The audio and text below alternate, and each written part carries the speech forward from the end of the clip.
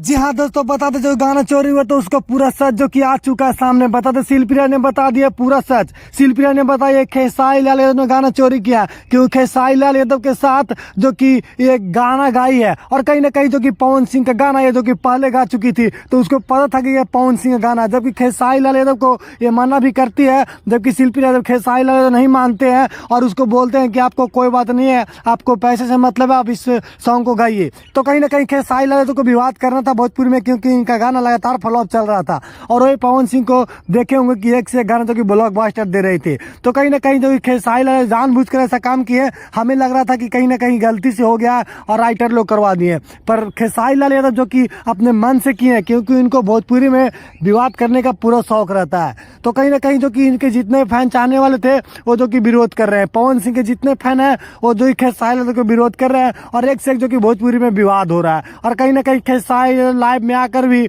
जो कि एक से एक बात जो कि बोल रहे हैं और कहीं ना कहीं विरोधियों को जो कि एक कुछ अलग बोलने का प्रयास कर रहे हैं। तो ऐसा करने से आपको कुछ नहीं होगा, तो आप जब गलत किए हैं तो गलत आपको सहना पड़ेगा, क्योंकि आपने कुछ दिन पहले ही गाना एक गा दिया था कि